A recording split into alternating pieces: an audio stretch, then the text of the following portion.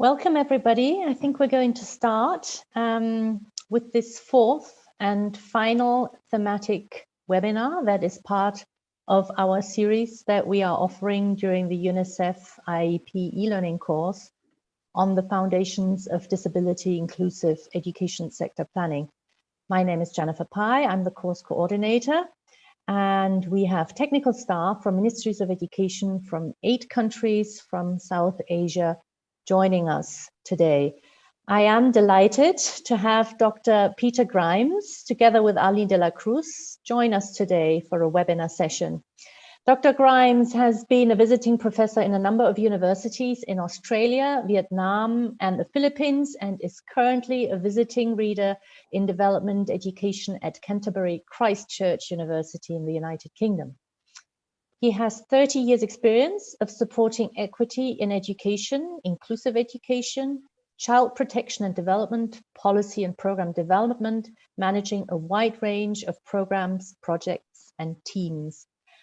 Currently, he leads a consultancy team working in the field of teacher development, inclusive education, child protection, education leadership, and education policy development and programming, collaborating with governments, development organizations, schools, and other education stakeholders towards ensuring all children access and participation in high quality education through a system strengthening approach to inclusion and teacher development. He has worked with major international organizations such as UNDP, UNICEF, UNESCO, Save the Children, Australia's Department of Foreign Affairs and Trade, Handicap International, now called Humanity and Inclusion, the World Bank, Plan International, and the Open Society Foundation.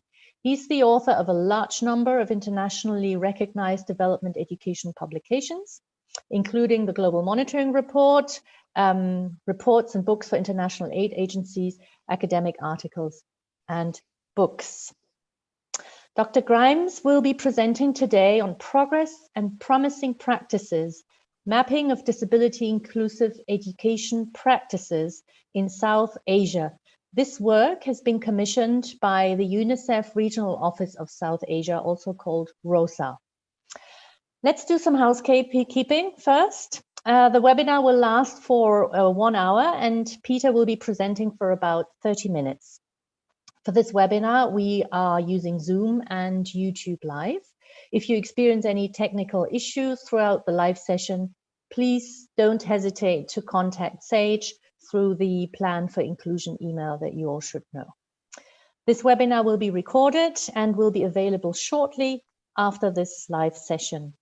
Please note that you can ask questions or make comments on the chat in the menu bar on the bottom of your Zoom window. For YouTube, remember that you need to be logged into your Google account in order to post in the chat to the right-hand side of the screen. We will be collecting questions just similar to our last webinar, so we hope we'll have active participation from you and look forward to an animated discussion. Peter, the floor is yours.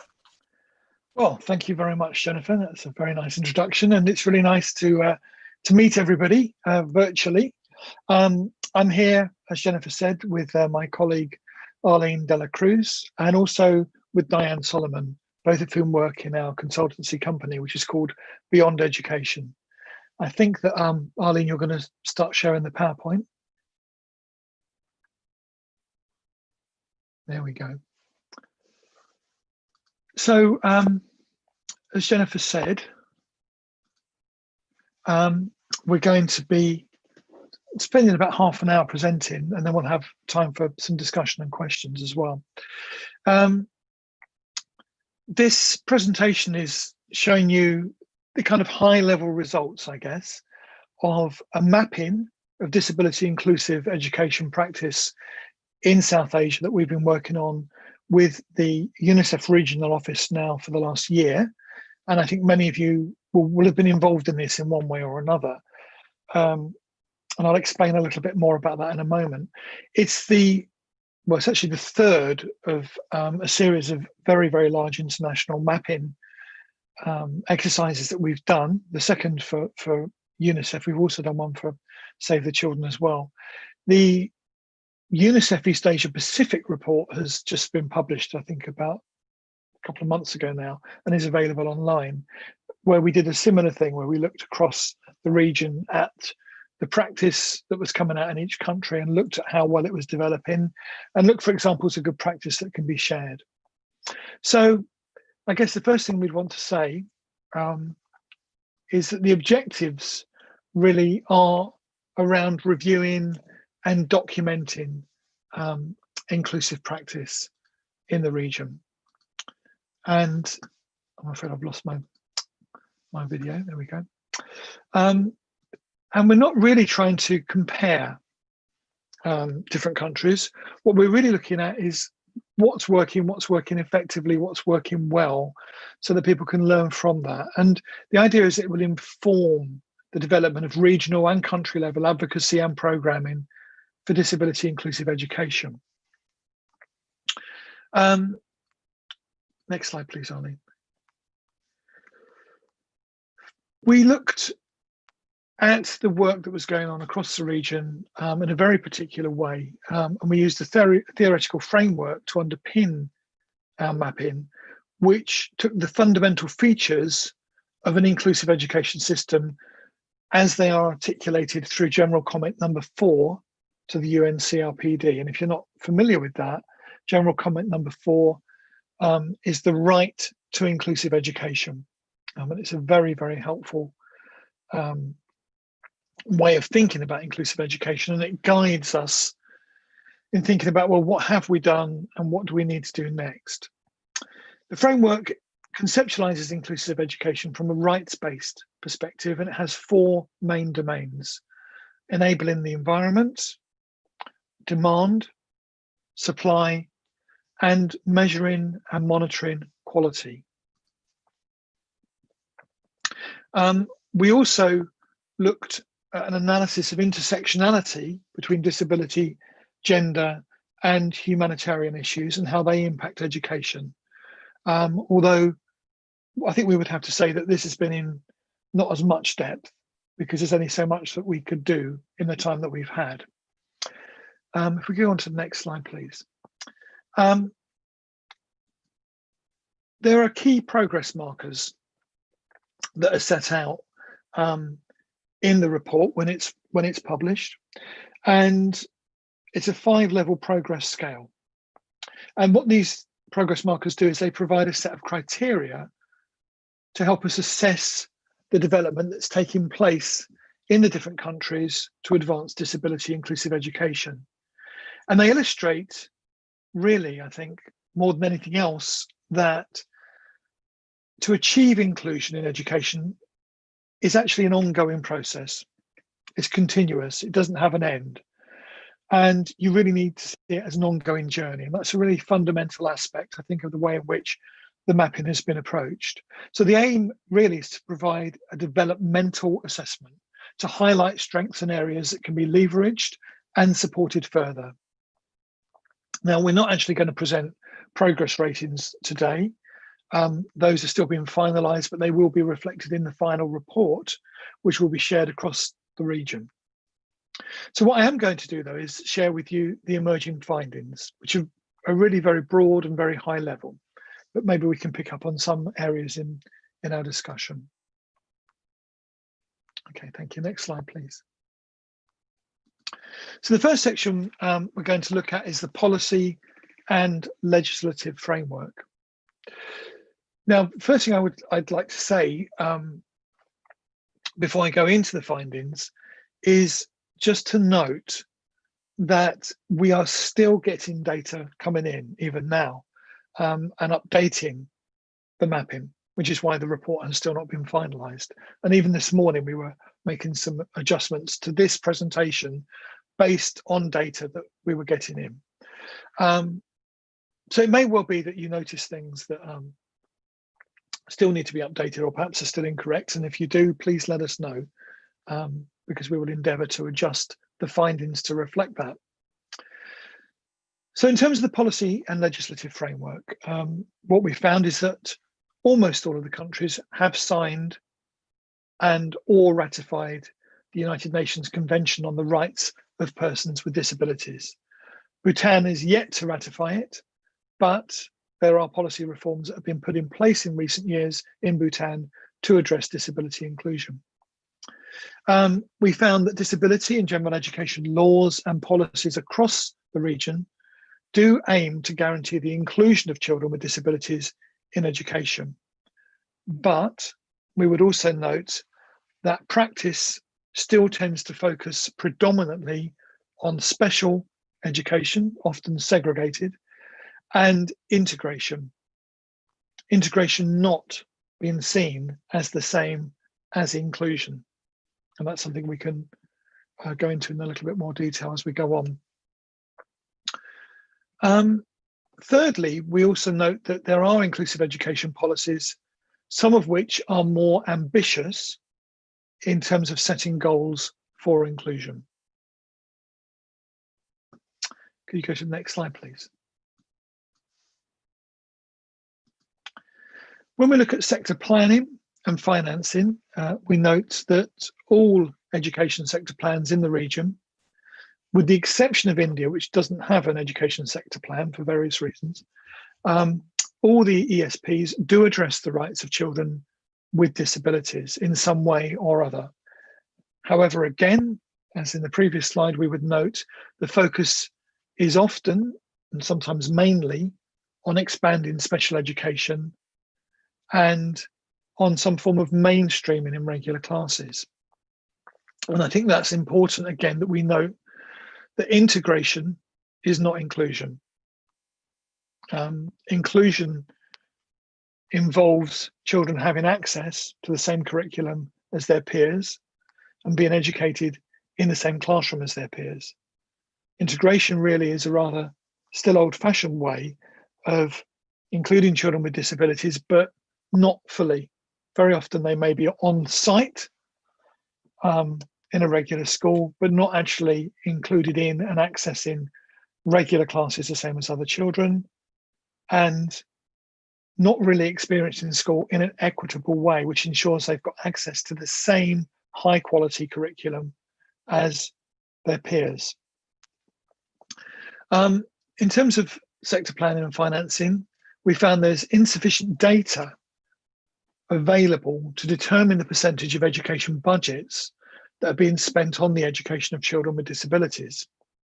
Now, some countries do indicate funding for children with disabilities, and the language of special needs still being used, and special needs in their sector plans, but very often where you can see this disaggregation, it's related to the support for special schools.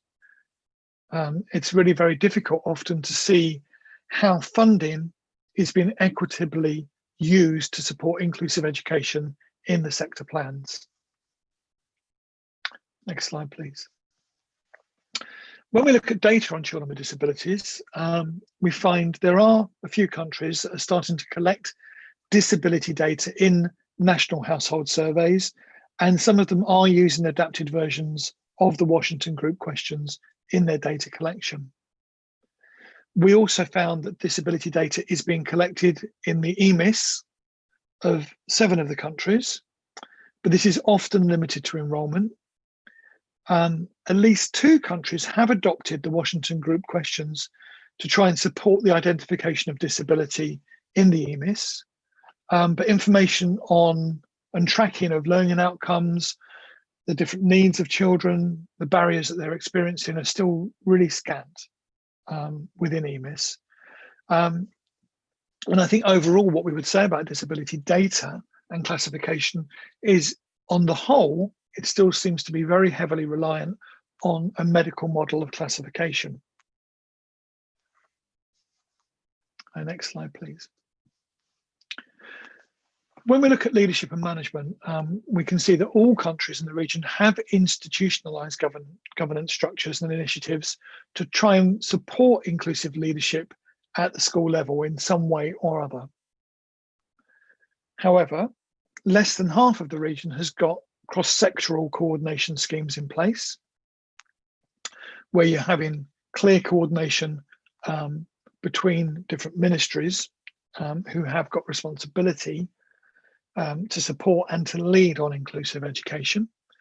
Having said that, 3 countries have got vertical coordination systems that are specific to disability inclusive education.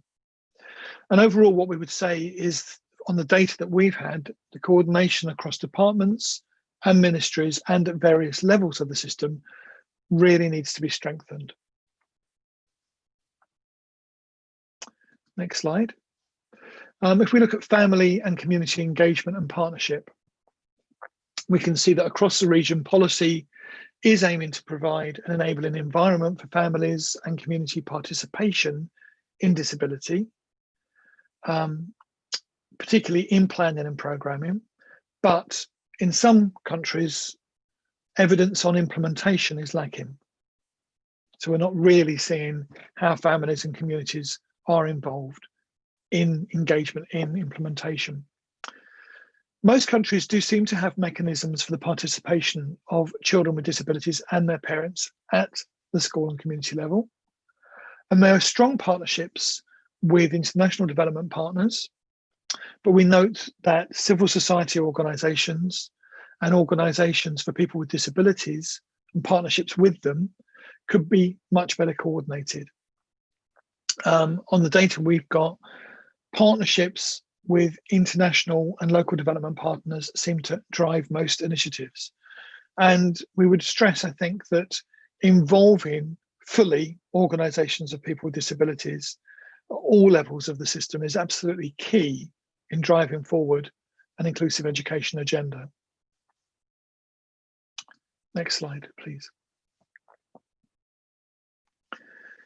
So looking at awareness, attitudes and practices, all countries have conducted some form of disability-related research to get some data on the prevailing practices and the experiences of children with disabilities. And 2 have conducted full CAP studies. That's knowledge, attitudes and practice studies. The evidence that's been collected so far would suggest that lack of awareness and negative attitudes on disability and inclusive education still exist in all countries across all levels of the system. More than half of the countries in the region have developed or are in the process of developing a national communication strategic plan that's focused on raising awareness and advocating for disability inclusive education and inclusive social change. And we would see that as very, very important, because unless you really tackle some of the issues here around awareness, around attitudes, around knowledge and around understanding, it's extremely difficult to move the change agenda forwards. Where people have got negative attitudes, they will continue to block attempts to make changes in practice. Next slide, please. So we start to come on to looking at approaches to teaching children with disabilities. And a lot of very interesting data has come out through on this, and I'm just going to give you some of the higher level findings. But obviously in the report, there's a lot more examples. So we found that all countries are still providing special education for specific types of disabilities, often for children with visual and hearing impairments. So again, let's be clear what we mean by special education. We don't mean inclusive education. They are not the same thing. Special education is different. It involves different approaches, very often segregated approaches, very often trying to use some form of different pedagogy, and not necessarily an evidence-informed pedagogy either. And very often children are not having access to the same curriculum as other children, and they're very often being taught separately in different classrooms. So we still find evidence of that in all countries in some form or other. Having said that, we find that most countries are attempting to include some children with disabilities in regular schools. And we can see there are pilots of some form of inclusive education taking place in all of the countries, although on the whole, these are tending to be limited in scale, and they tend to be largely supported by development partners. Next slide, please. Now, this is very closely linked to workforce development and teacher training, because when you start to talk about or think about approaches to teaching children with disabilities, you've got to think about, well, how are we equipping our teachers to do that? And what we found was that 4 countries have institutionalized teacher competency standards that have got principles of inclusion integrated in varying degrees. And we would consider that to be very, very important. All countries have got pre-service programs that make some reference to special education, and few had programs on inclusive education. You know, what that tells us is that teachers are not being prepared adequately before they go into the classroom to teach in an inclusive way. Professional development of teachers in relation to disability inclusion again takes a predominantly special education approach rather than an inclusive approach to teaching children with disabilities. And the data sets that people have collected across the region are indicating that many teachers lack the confidence and the skills needed to teach a diverse set of learners, including children with disabilities, in a regular setting.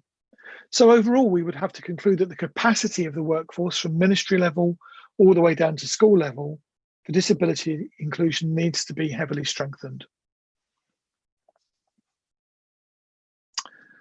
When we look at school environment and infrastructure, we can see most countries have articulated initiatives for the creation of school and classroom environment that's safe, inclusive and child-friendly in national policy, and have initiated development of minimum standards for school environments, incorporating safety standards as well, that consider children with disabilities.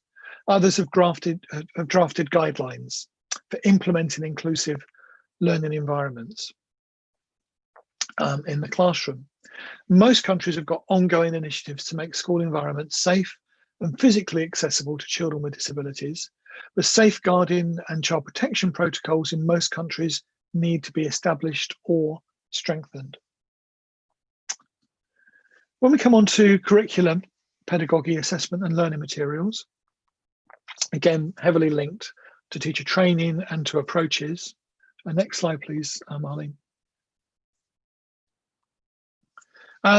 We find that all countries have recognised the need to align the curriculum and assessment systems with inclusive principles and learner-centred approaches, and that reforms in those areas have been undertaken in some countries. So, for example, in the Maldives, the inclusive education guidelines and adaptations was developed to support the national curriculum.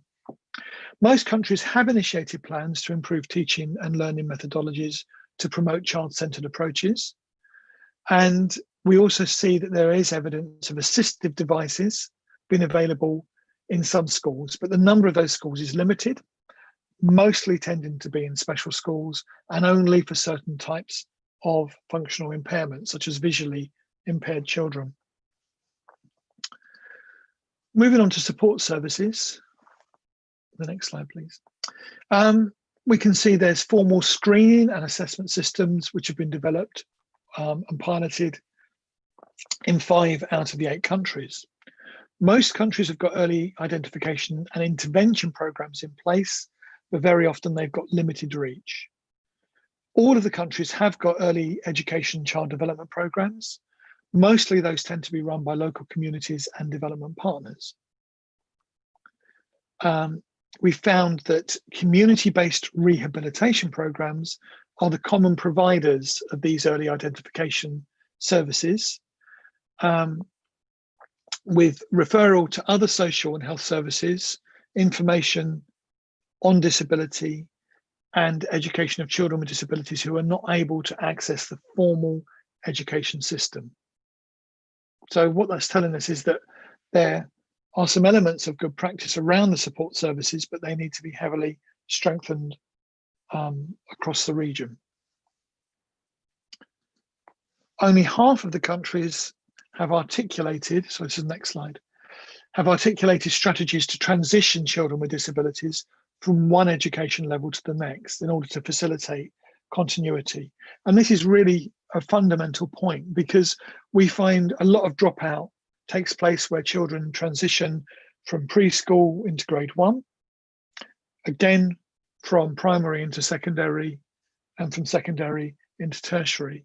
So strategies that actually articulate how those transitions are going to be managed are really quite key to addressing the barriers that children are facing at those points. 5 countries have documented support provision for families of children with disabilities.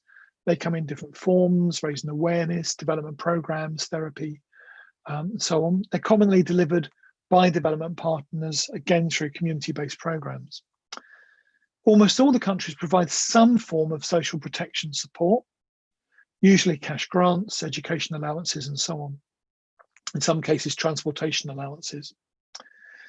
There is evidence to show the presence of referral mechanisms for support services, but these tend to be informal. So again, we would be suggesting that this is something that needs to be looked at, that you actually need to develop stronger, formal referral systems. Measuring and monitoring quality. Most countries have got policies to support the monitoring of education delivery for children with disabilities. And most countries have got methods for monitoring disability inclusive indicators. However, the role of the organisations of persons with disabilities in these really needs to be emphasised and strengthened across the board. And we found that enhancing the technical capacity of the workforce across the different levels of the system is common. That's something that needs to be addressed. In gender, and obviously gender is a cross-cutting issue, but nevertheless absolutely vital to address, because girls with disabilities from poor families are just about the most marginalised group of children internationally. All countries across the region have got provision in law and policy for girls' education, but only 4 countries articulate a focus on girls with disabilities in policies and plans. We found there are limited alternative education pathways for girls with disabilities in almost all countries. There's a lack of gender appropriate and accessible wash facilities and safe transportation to and from school. And those are common barriers for girls with disabilities. And in some countries, we see there's evidence of cultural taboos around menstruation, child marriage, lack of female teachers, and so on, which very often become additional barriers for girls. In terms of humanitarian context, most countries have initiated a community-based rehabilitation strategy for rehabilitation, equalisation of opportunity, poverty reduction, and social inclusion of children with disability. And most countries have contextualised the minimum standards for education in emergencies to ensure the right to quality education and a safe learning environment, including children with disabilities. And so, for example, we see in Nepal, the IED minimum standards was translated and was a resource material during the 2015 earthquake. So that's a really good example of good practice in this area. In terms of COVID-19, I mean, this has really dominated everybody's working lives for the last year. We see all countries have responded to COVID-19, and most have taken actions to revise the curriculum and assessment system to try and ensure continued learning for all learners. So, for example, in Bhutan, the education and emergency curriculum and assessment was developed to provide guidelines for curriculum implementation. All countries have provided alternative learning mechanisms in delivering educational services to children with disabilities and in remote areas to try to ensure equal access. And in India, we see examples of various learning delivery modalities being implemented, including the use of e-content and so on. I think overall what we would have to say about COVID-19 responses generally, but particularly for children with disability, is it's still difficult to see where the impact is. It's been very difficult for everybody to collect data on impact in this area, and that's something I think that really needs to be looked at. So very quickly, the last couple of slides, just to go through the key recommendations that are emerging in the report.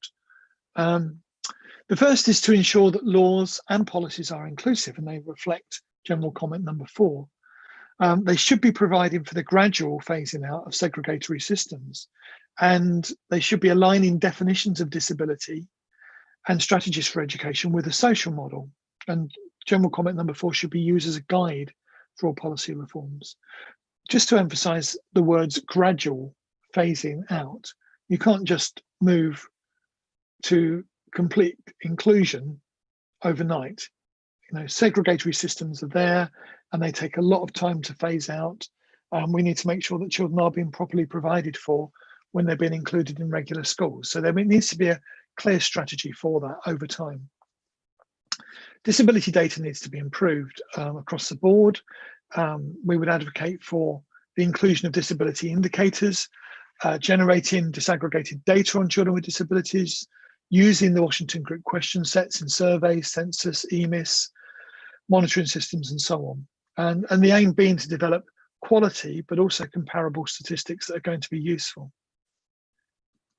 In terms of financing, the next slide, we would advocate using a twin track approach to financing, where adequate resources are being allocated to address system-wide reforms, but this is alongside targeted interventions that meet the needs of children with disabilities in education. And funding has got to be more transparent and put a greater focus on inclusive approaches, rather than simply furthering segregatory practices. We also need to be increasing understanding and strengthening capacity at all levels of the system, especially amongst our key decision makers at government, but also in schools. And we really need to be making sure that there's continuous professional development opportunities and ongoing support for teachers. And just to note that overall, people are still heavily reliant on cascade training methods for teachers, and that has been shown to be very, very ineffective, but particularly in relation to inclusive education. We really need to be looking at whole school approaches. We need to be looking at decentralized models. We need to be looking at clusters of schools working together. And we need to be thinking about how we support teachers. It's really a very, very crucial way of thinking about it. We need to look at ways in which we can strengthen cross-sectoral collaboration, and particularly to provide interdisciplinary support services. And a sector-wide approach to planning is key for that, and improving the synergy between key ministries and development partners. We need to align the curriculum and assessment frameworks with learner-centered principles, and that includes undertaking a review of the existing frameworks to ensure that learner-centered approaches are integrated, and in particular, we need to be addressing how we are integrating the universal design for learning into our curriculums. And that's an area that I think is sadly missing across the board. So thank you. I was just a couple of minutes over the 30 minutes there. We're very, very happy to take any questions you might want to raise, and look forward to some discussion. Thank you.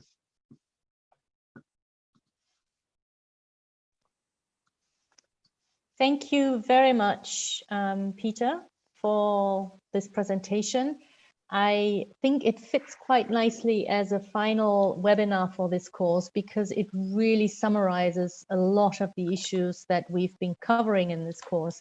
So in a way, I'm quite glad, because a lot of the references to the policy and legal frameworks that you provide have been covered in Module 1. A lot of the references you make to education management information systems being inclusive, we covered in Module 2, together with a framework that you actually align to some degree that we've been introducing in Module 2. And then obviously you've also addressed a number of strategies that you found countries in South Asia applying in order to become more inclusive. And again, that was something that we addressed in Module 3. So in that sense, I think your presentation really nicely summarized what we've been doing in this course. So with that, I want to make sure I give the participants an opportunity to put out their questions to you. There are already quite a few. I have a first one that I'm just curious about, given that you know, you had really an opportunity to get a bird's eye view of what's happening in South Asia, and that's obviously rather rare. There are very few people who had that opportunity. So in terms of financing, you're putting out the recommendation for a twin track approach, meaning system-wide, but also targeted. Now, I'm curious to see what kind of targeted financing interventions have you come across in your review? Because I do believe that's very relevant for a lot of the participants when they are looking at strategies and how to implement these strategies. Well, that's a really good question. And I'm Diane and Arlene, if you want to switch on your videos and join this discussion, that would be really helpful.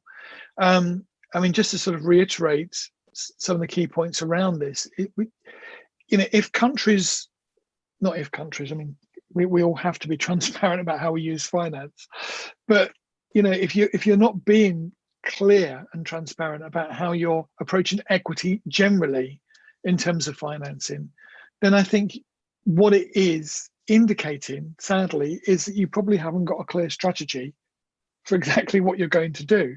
Because if you had clear strategies, you would be financing them, and then there wouldn't really be an issue around making that more transparent.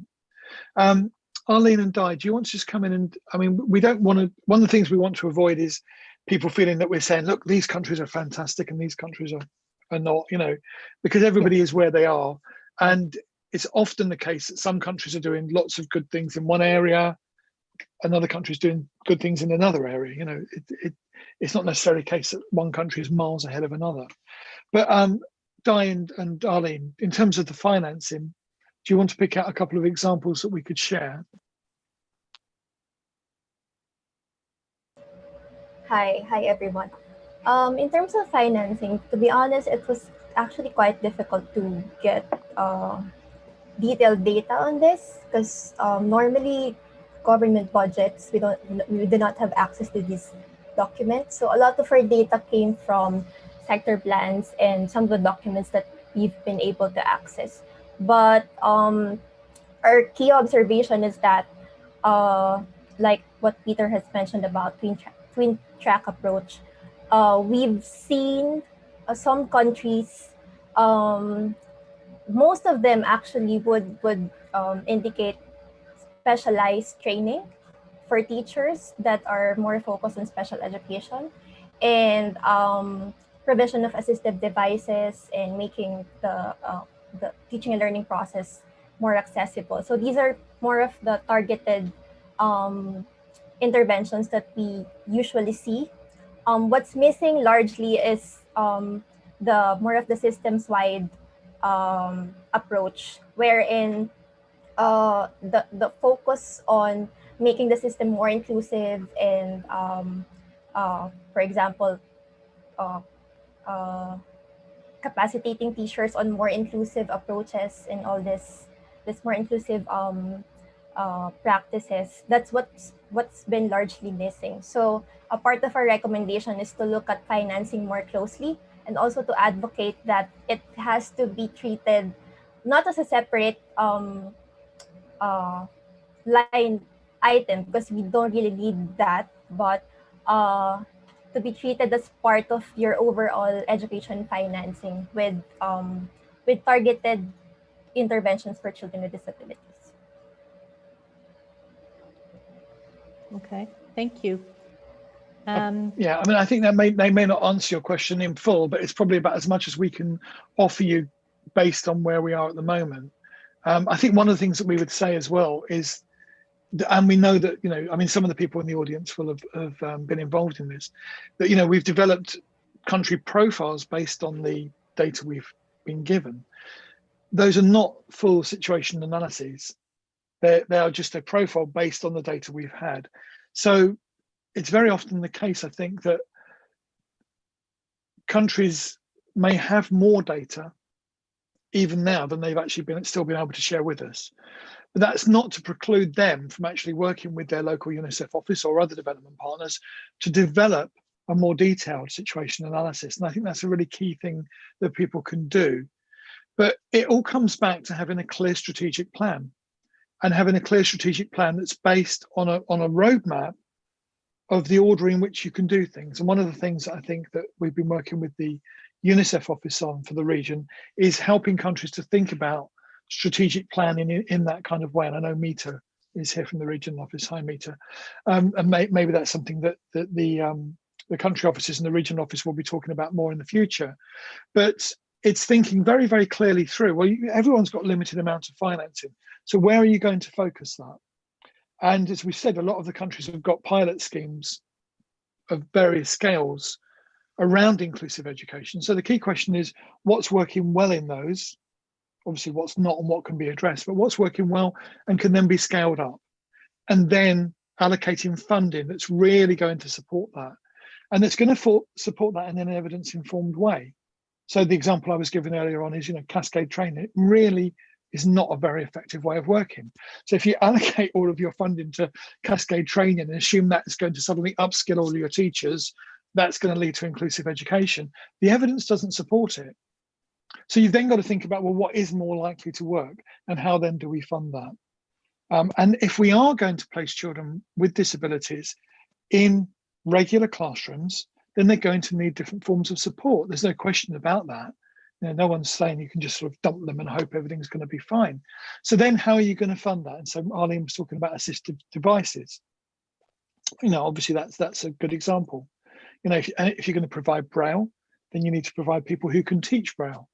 Now all of these things can be done in relatively low cost ways, but they've got to be thought through strategically, and then they've got to have the right financial lines allocated to them. So that's the kind of thing that we're talking about. Thank you very much, Peter.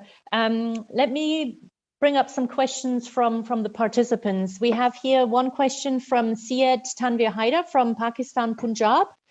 And it's a challenging question. Basically, children with minor and moderate disabilities are covered in inclusive education very often. So what strategies do we adopt with children with severe disabilities? I think that's a question that a lot of people in the course have been struggling with. Is there a need for separate institutions for children with severe disabilities? What have been some of your findings, and what are your recommendations? Thank you for that very detailed question. And Yes. again, we can't necessarily answer all of the questions in as much detail as people might want, for various reasons. Yeah. I mean, I'm noticing some of the other questions that have come up, and I would hesitate to go into too much detail at this point on some questions, and would urge people to look at the report, to look at the country profiles, to work with their UNICEF country offices on a lot of these aspects. But coming back to this one, it's something that comes up again and again and again and again, at whatever level of inclusive education you talk about. So let me try and answer it. And if I'm not fully answering the question, please pick me up on it. If I can take it back to the point we made about approaches to inclusive education, training teachers, pedagogy. One of the main problems that teachers have when they're asked to introduce inclusive education is that they will have the attitude that they don't know enough about it. And that is almost entirely based on a concept of disability, which tends to focus almost entirely on children with much more complex needs and serious learning difficulties or serious physical difficulties. And they've got a concept in their head of a child who is so complex and difficult to teach that they can't possibly teach that child. Somebody else needs to teach that child who's got all the skills that they feel they don't have. And that concept is embedded across teachers around the world. Doesn't matter where you go. Teachers in regular schools will take that attitude. And that on its own starts to undo almost all of your work before you start, because if you can't tackle this, and it's implicit in the question, if you can't tackle this concept, then really you're fighting a losing battle from the beginning. So one of the first things I think that we have to establish around inclusive education systems, and there's a really, really useful UNICEF report that came out a few years ago around, interestingly, financing and resourcing inclusive education. But it's very helpful in sort of starting to conceptualize what do we need to do when we're starting to try and reform our system to make it more inclusive. The first thing to accept is you can't change it all overnight. So for example, the notion that you take all children who previously either were out of school or in special schools, and put them all straight into regular schools like that immediately and expect it to work. It simply doesn't happen. And where we have seen that approach being taken, inevitably what happens is those children kind of start to fall out of the system. They either move from that area into schools in other areas, or they simply fall out of school because the system simply can't manage to support them. So that way of working doesn't work. So you need a very, very careful, planned and phased approach. And obviously, as the question says, at the beginning, you need to start with children who have got less complex functional difficulties, because on the whole, it tends to be easier to accommodate those children. So that's where you start. And when you start with that idea, then you can start to tackle the issue of pedagogy, because you can then work with teachers on and this is where the evidence is, that there is not a separate pedagogy for different kinds of disability. Pedagogy is a universal thing for all children. All children learn in different ways. And so our pedagogy has got to be developed in order to support those learners. And people will then say, oh, what about Braille? What about sign language? Well, that's not pedagogy. Those are resources or their ways of communicating, but that's not pedagogy. In fact, if you look at learner-centered pedagogy and universal design for learning, which is at the heart of general comment number 4 and the right to inclusive education, what that is arguing is that this is the way to teach all children. What we have to do is help teachers to learn to understand that. And there's a lot of really good materials that have been developed, particularly in the last 2 years, around universal design for learning, around strategies in the classroom that we can use to help teachers develop not so much the skills, because very often they've already got the skills, they just don't use them, to develop the understanding that they need to be able to include children who are experiencing different kinds of difficulty in the classroom. Now, of course, once you start to do that, it starts to unlock all of the learner-centered approaches, because actually then you get teachers starting to think, well, this isn't something I can do on my own. I can talk to other teachers. We get teachers working together, planning together, starting to introduce new strategies and new approaches into the classroom. And so then what you get is a shift. And this, of course, takes time. It's not an overnight thing. You then start to get a shift whereby teachers start to think, well, actually, you know, I've included those children. I can probably include other children as well. Or schools start to think like that. So, I mean, when I was a teacher way back in the 1990s, you know, we started to include children with more complex needs in our regular classrooms because we realized that we could.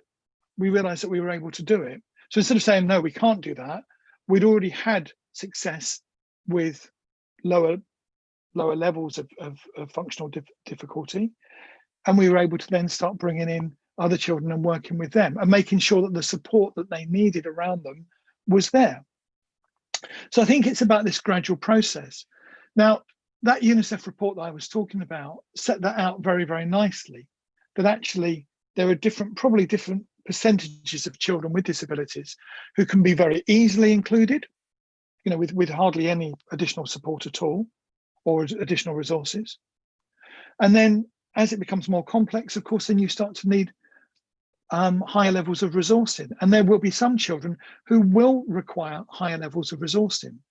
Now, once you start to think about that, then the comment that I made about phasing out special education starts to make more sense. Because if you've got children who require a much higher level of resourcing, it's much harder to include those children right now. You know, that takes a lot of planning to move towards that. And somebody, an academic, Sue Buckley, I think it was, wrote about the English system in the early 90s, that it had gone into what she called a dump and hope phase of inclusion. They didn't call it inclusion in those days, but that's what she meant. But we dump children with special needs, as they called them then, but with disabilities, into regular schools, and then we kind of cross our fingers and we hope it will work. And of course, for some children, if you don't get the resources right, it won't. So in answer to the question, yes, children with the most complex needs can be included in regular mainstream schools and classes, but for some of them, they're going to need more resourcing and more support than for others. And so you've got to have a gradual strategic approach to that. And your approaches to training, to school development, to school improvement, to EMIS, early identification, interdisciplinary systems, etc., etc., etc. All of them hook around that. So that's a very, very long answer to a very, very quick question. I know you wanted some examples from the region, and I'm not sure I really want to go into great detail on that right now at this moment, in terms of saying that there are examples of children with complex needs being included in regular classrooms, because I don't think we've got data on that. There may be children within some of the pilot projects who are, and some of our colleagues who are here may be able to give examples of that, I don't know. But I don't believe that we've got examples of that in Rosa that I could pull out and say this is definitely happening. I can give you examples from other countries in low to middle income settings where that is happening, but I'm not sure that I can say that about Rosa. Okay. So that's my answer for the moment, but I'm happy to be picked up on any detail in that. Sure. No, thank you very much, Peter. I think that's been very exhaustive and helpful. We have another question from Pakistan, this time from Sindh. That's Piaro Khan. Who is responsible for arranging campaigns of awareness for disability to parents and the community members? So he's interested in awareness campaigns, and who is typically responsible from what you found in terms of our findings. Yeah, so there are two questions, aren't there? One question is, what have we found, and what we found on the whole, and Arlene, please correct me, Di, correct me if I'm wrong, but what we found, I believe, is that on the whole, development partners, civil society, they tend to be driving that forward. Who should be responsible? Well, I think it should be a conglomeration of actors working strategically, and it should be coordinated by government. That's not to preclude people doing it at different levels, but there should be a clear government strategy on this. One of the reasons why there should be a clear government strategy is because if you don't do that, sadly, and it is very sad, I think, it's still the case that because the medical model of disability is still so prevalent, and people's understanding of inclusion is still often very weak, if you allow advocacy campaigns to be kind of organized in an ad hoc way across the system, you very often find that people are pushing out messages that really are not inclusive. So you find people advocating for special education, or sending your children to the local special school or whatever. So it's got to be coordinated in a strategic way. Arlene and Di, do you want to just come in with some examples, or just to sort of add it into that in terms of the findings? But my understanding is it's very much driven by development partners and civil society. Yes, Peter, you're right. For most of Rosa, it's UNICEF that's been driving the Communication for Development program. Although in some countries, they're better at it, or they're more advanced as others. Others are still beginning to strategize their behavior change programs. But we see, for instance, one country has used different modes of social media and awareness campaigns that's linked with each other or harmonized. They take it into levels. For instance, they have social media campaigns. They also engage individually, face-to-face, through community awareness activities, and they coordinate with the government to create a strategic awareness plan with the government. Thanks, Diane. Thank you very much, Diane and Peter. The next question comes from Afghanistan. Sayedullah Habib Sai is basically referring to dropout of children with disabilities from school. He says there is a lot of school dropout, and why do most children with disabilities leave school once they reach grade 6? That seems to be his observation, and he's wondering, what are your findings in this regard? Thanks. Well, I'm not sure we've got any specific findings that we can go into in great detail that would be generalizable across the region on why children with disabilities drop out once they reach grade 6. I mean, I think we said there has been research in various areas across the region, and we've got two CAP studies have been undertaken. I mean, I'll come on to why does this happen generally in a moment. Arlene and Di, have we got anything specific from the 8 countries on why they're finding that children are dropping out at grade 6? We didn't look at this specifically, but we do have some data on the approaches that usually countries provide to educate children with disabilities. In the report, do you want to talk about? Yes, in our report. Well, do you want to yes. do you want to quickly mention those, and then I'll just come on to some of the main issues around this. Well, a lot of the barriers are actually the same as everywhere else. The studies that we've found support that many children with disabilities, whether in primary or secondary levels, drop out of school due to inaccessible school facilities, sometimes distance from their home to the schools. And in some countries, I think in a number of countries, gender-related discrimination is still apparent. For example, in some areas, girls are still not prioritized in terms of education.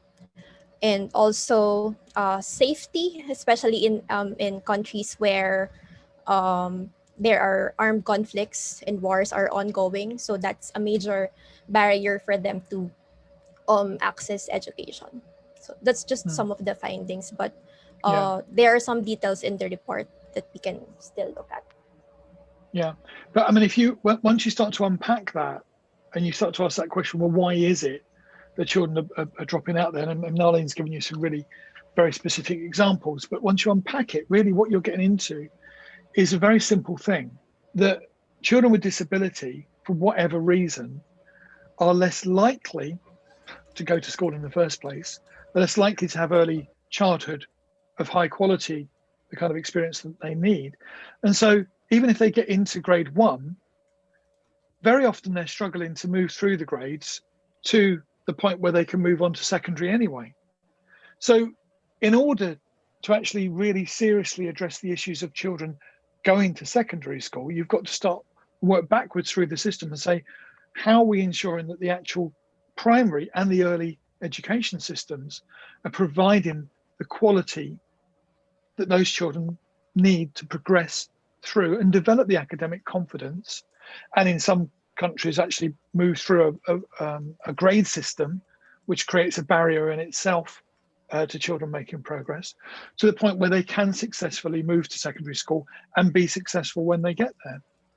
So, there's an awful lot that's built into this that has to be unpacked.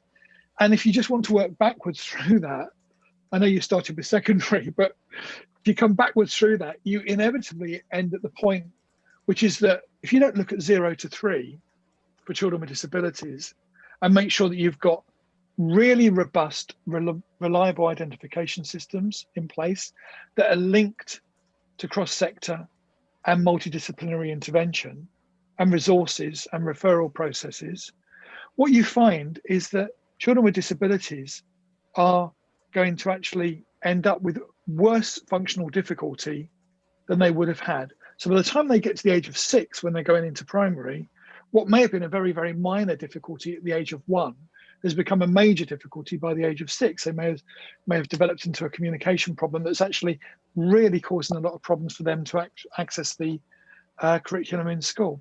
So it's not really just about looking at primary to secondary. You've got to work backwards through the system and track the educational journey of children to see what kinds of experiences they're having and how you can boost those to improve the quality of education that they're receiving. And I know that might seem like a really kind of bland, generalized answer, but it really is the truth.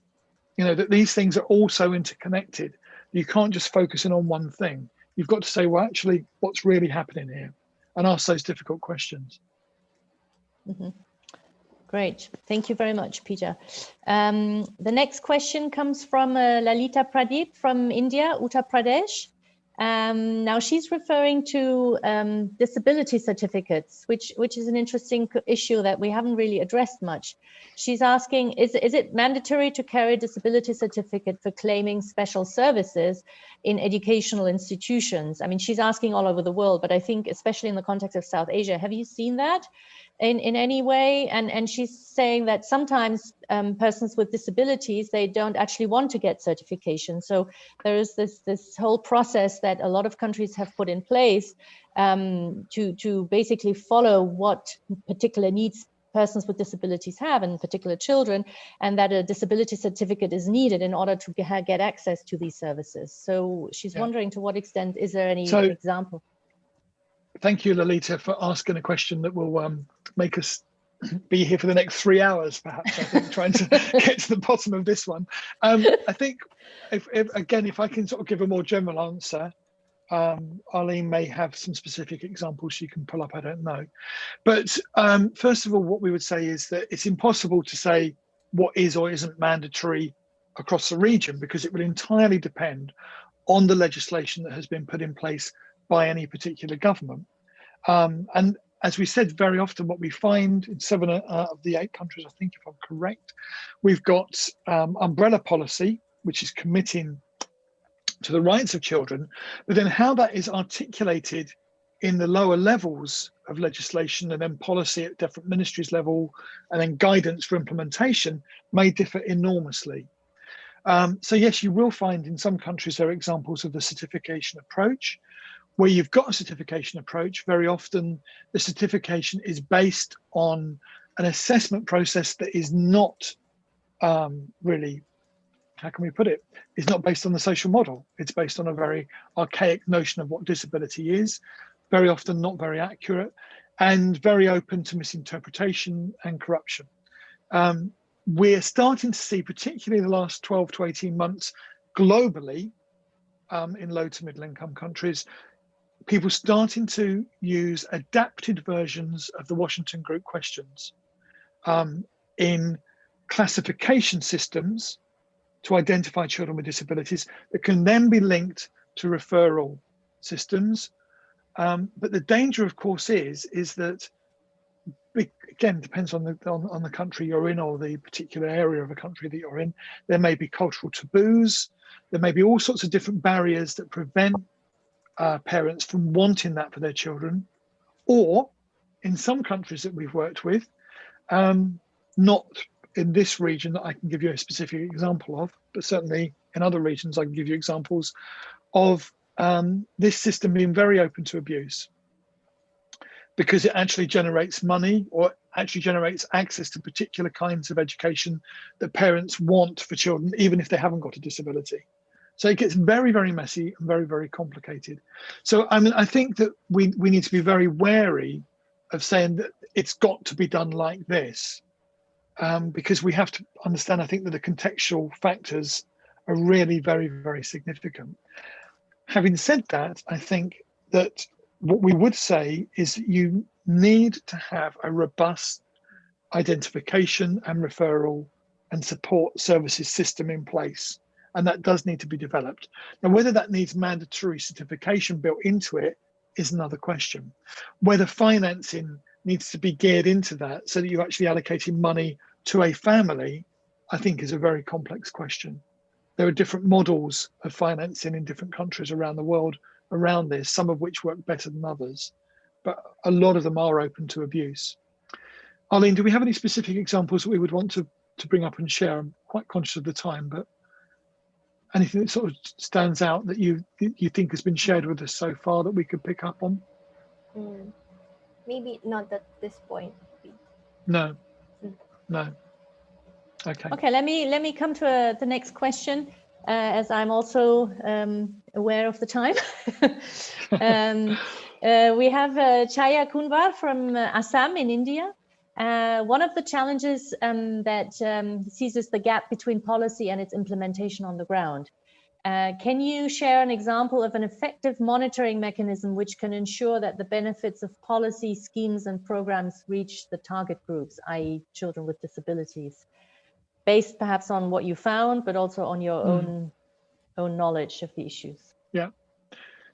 Is there anything, Di or Arlene, that you would say is a good example? Again, I'm kind of where I don't want to be sort of comparing countries against each other in the region, but is there a specific example that we can pull up?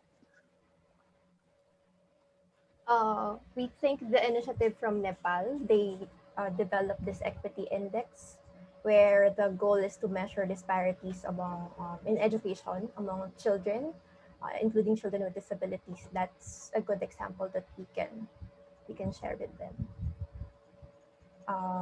Yeah, but I think Okay. it was, yeah. No, go on.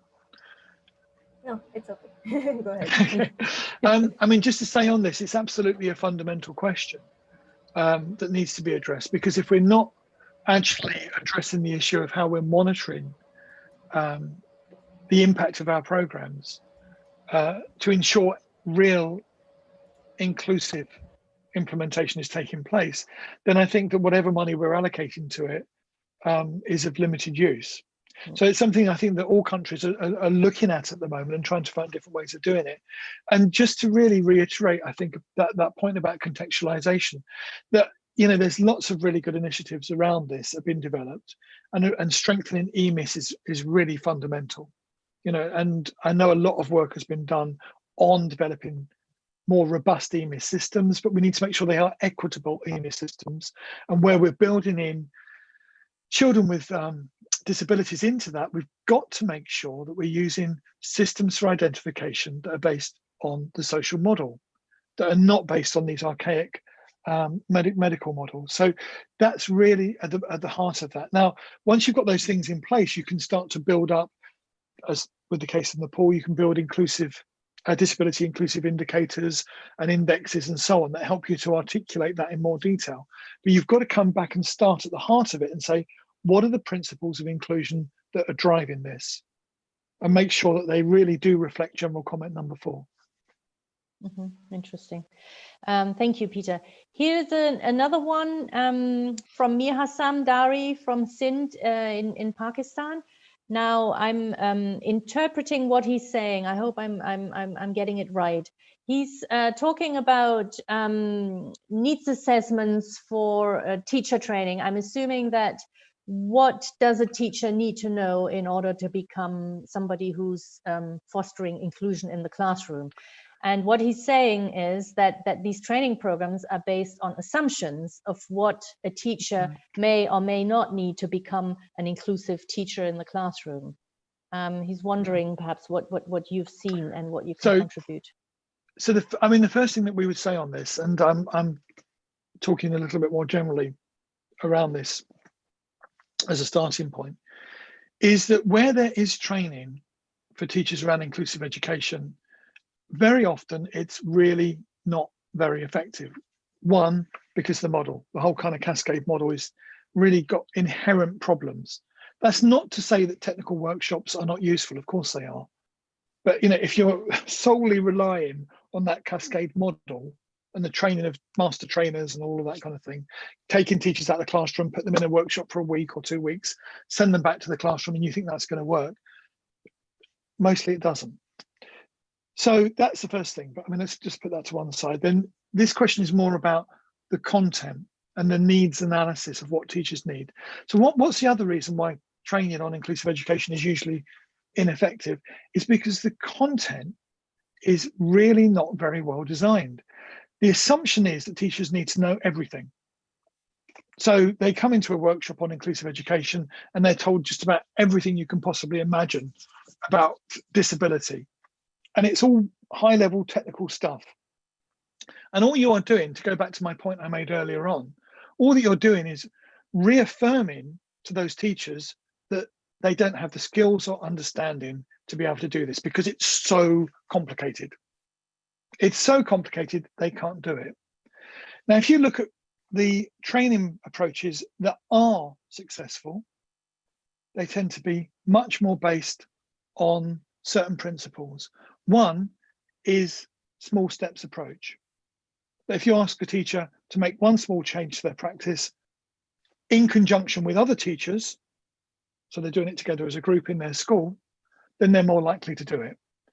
If you ask them to make lots of changes, they won't make any of those changes. So you have to unpack all of that and say, okay, well, what are the key principles of inclusive teaching? And the key principles are around attitudes and values, being welcoming, being accepting, and they are about adapting your pedagogy so that you're trying to be more, and let's just use a simple word, friendly, welcoming, or making more accessible the curriculum to as many children as you can. So if you then drop into that kind of way of thinking, a child, for example, who's, let's just not say they can't see, but they're having difficulty seeing, what's the most obvious thing you're going to do? And they're sitting at the back of the classroom. Well, you move them further to the front of the classroom. But you don't just move them to the front of the classroom on their own, you make sure they're still sitting with their friends.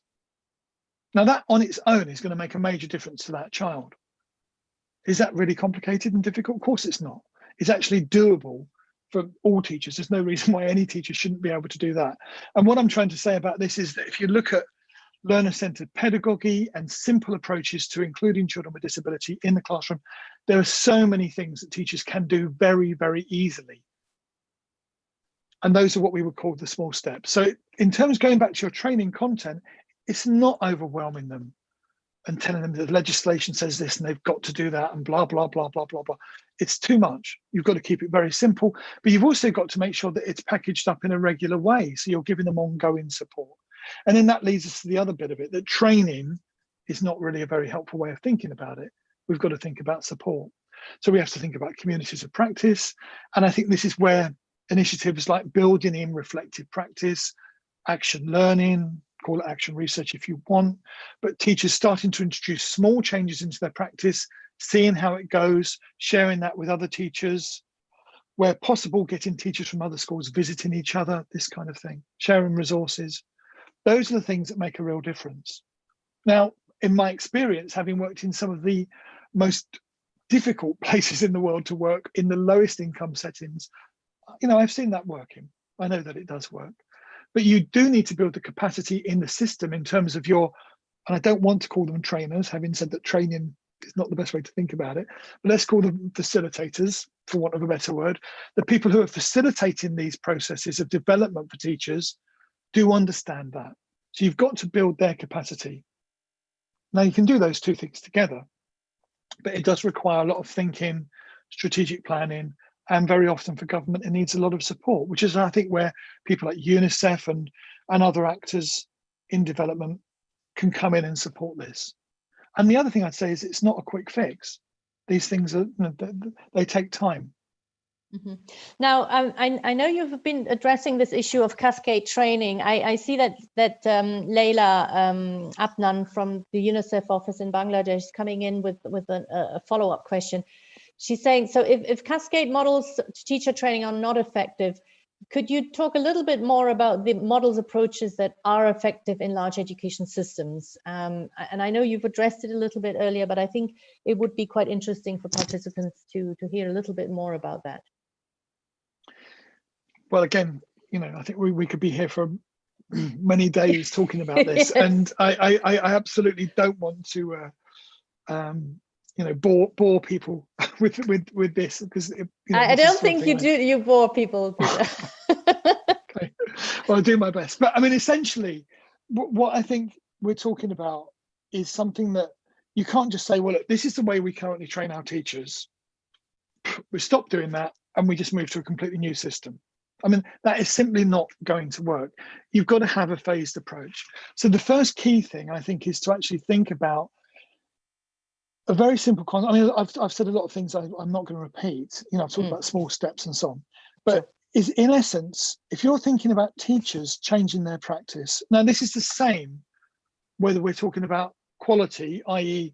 their skills in teaching the subjects in the new curriculum, or whether it's inclusive education.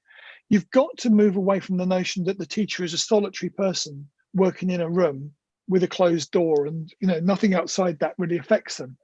We know that good teachers work in good schools, they work as part of a team, they plan together, they share together, and there's a whole culture of learning and shared leadership and distributed leadership that works across those school systems, and very often between schools within a region or a cluster or district or whatever. So that's the first key thing. You've got to move away from the notion of this solitary teacher.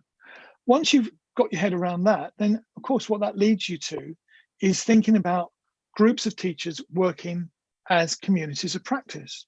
And of course that's a phrase I'm sure that most of us are very familiar with now. It's not new at all. But how you actually make that work is interesting. And we can see lots of examples throughout, not just South Asia, but Southeast Asia, into the Middle East, Africa, all around the world, where you see this in different forms. So let me just kind of give you a very quick example of what they've been working on in the Philippines for quite some time now, which they call LAC, which I always think is a very unfortunate acronym, LAC, because it implies lacking, but it stands for Learning Action Cell. And it's the notion of the teachers within a school meeting regularly together for professional development sessions where they will focus on one thing they're going to work on for 1 hour or an hour and a half or however long it is. Now, variations of that might be what we've seen in Timor-Leste, one of the poorest countries in the world, where nearly every single teacher is not qualified in any way whatsoever. Many of them are over the age of 60 or 70 as well. And they are working in communities of practice that they have another acronym for, and they meet once a month, and they might meet for longer. They might have 2 hours or 3 hours, where they might work on 1 or 2 key things. But those key things are linked to very specific things that they can introduce into their practice, that are linked to the new curriculum, that are linked to making that curriculum accessible for as many children as they can within the classroom. So if you think about whatever training systems you're using at the moment, ways in which you can start to introduce variations on that on a local level, and the smaller the scale that you can build it down to, so you've got it working at school level as well as at cluster or district level, I think the more chances you are of the teachers feeling a sense of agency, that they have ownership of that process, they have an investment in that process, that they feel, yeah, this is making me a better teacher. This is equipping me to deliver the curriculum more effectively. And therefore, you're more likely, going back to our question about monitoring, to see signs of impact.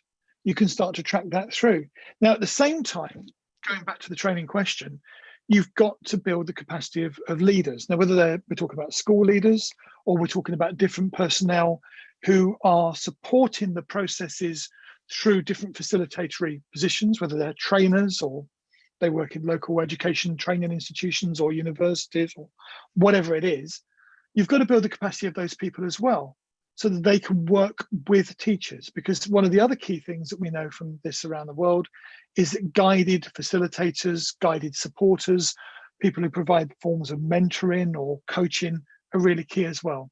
So you're starting then really to get into a different concept of how you support school improvement as well. Because the notion is not that you just take teachers out of the classroom, train them, put them back, but it's about how you provide ongoing support for those teachers. Now, we talked about teacher competency standards.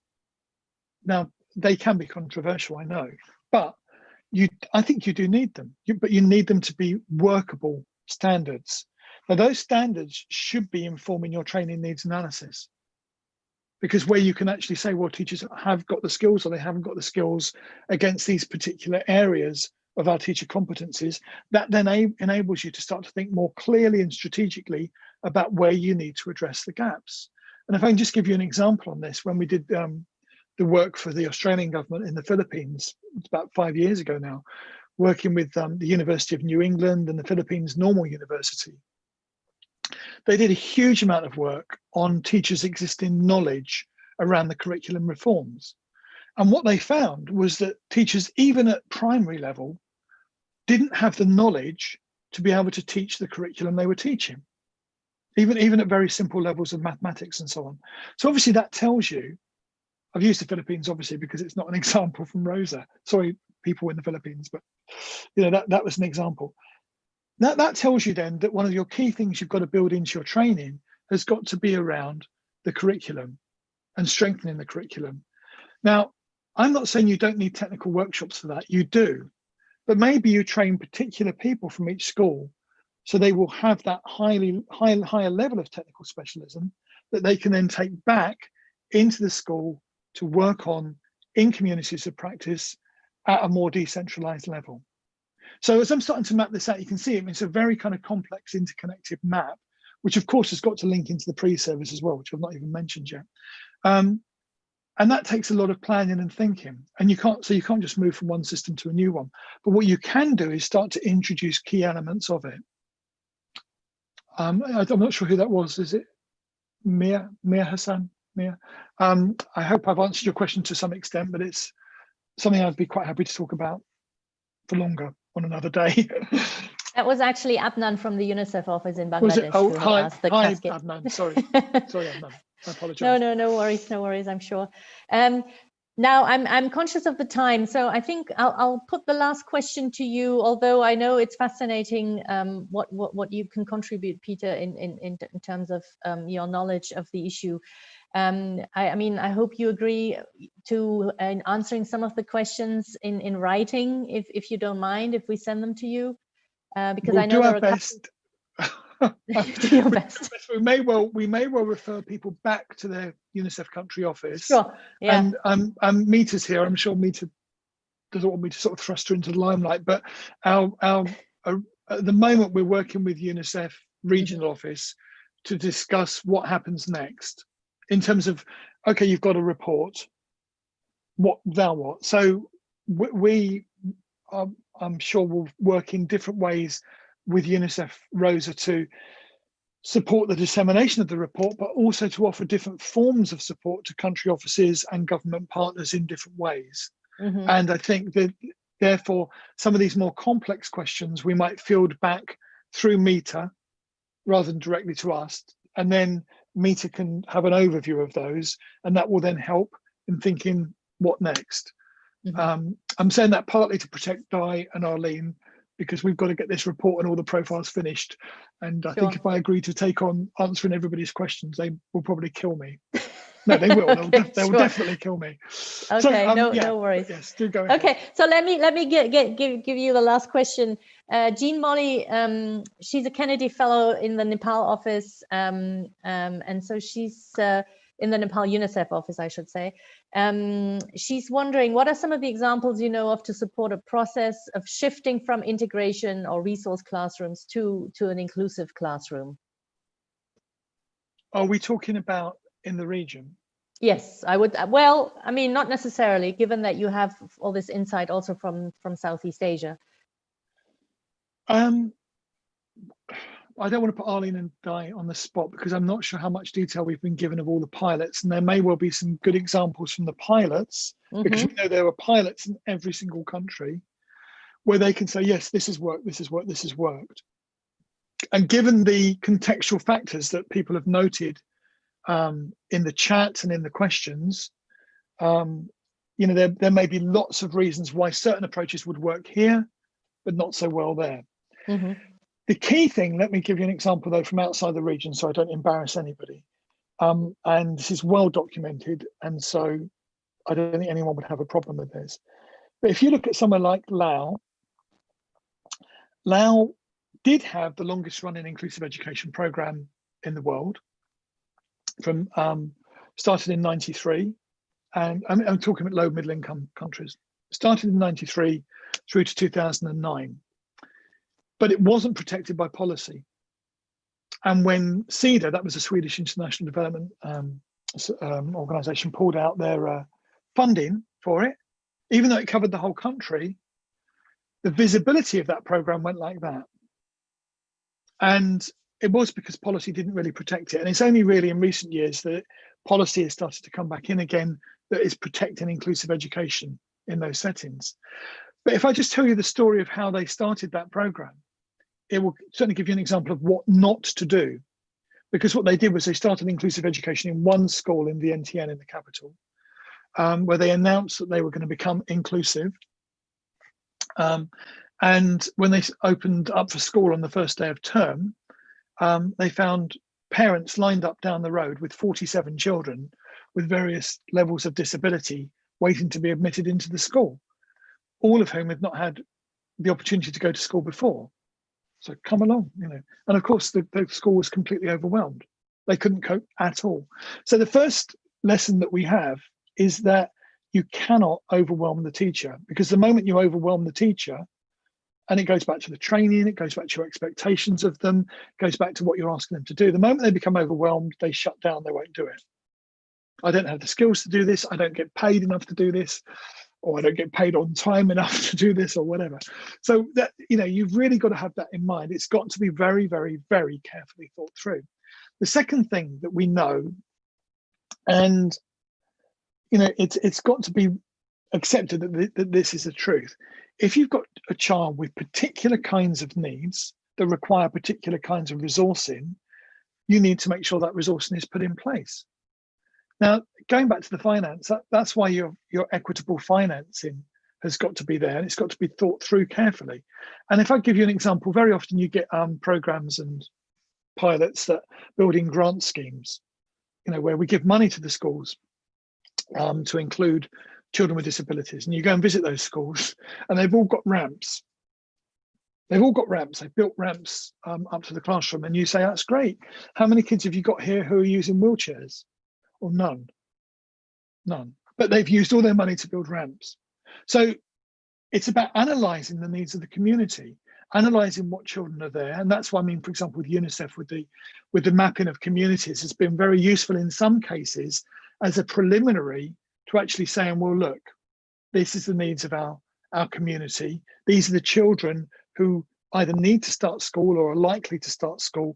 What are they going to need to get them into school? And then how do we resource that and make sure that we can at least create an enabling environment? So that's a key part of it as well. But linked to that, in terms of what is being done increasingly, as I mentioned earlier on, is child functionality screening.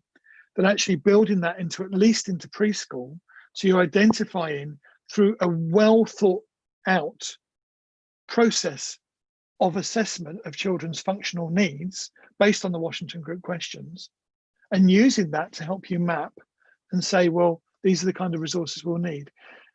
So, I mean, those are kind of key starting points, but not overwhelming the teacher, I think, is probably the most fundamental of all of them. But I could go on for another 3 or 4 weeks on that. I mean, I'm sure you could. You're asking me what have I learned in my life. And, No, thank you so very much. This has been great. I think this has been really very helpful to our participants, and it nicely summarizes, as I said, all the issues that we've been covering in this course. Bringing them to life through the examples that you've provided. And I'm sure it will encourage a lot of our participants to go and look at the report and see to what extent some of what is in there may apply to their future approaches to disability inclusive education and inclusion more general, I should add. So thank you very much. I also wanted to thank all the participants. We still have a closing webinar coming up on the 3rd. For the participants, but this was the last thematic webinar of this course. So thanks, Peter, to you and your team. Thanks also to Mita and the ROSA office, UNICEF, to basically facilitate this and bringing you into the course. I think it was very, very helpful. So thanks to everybody, and stay safe. And I'm sure we'll see each other sometime in the near future. Thank you. Let's hope so.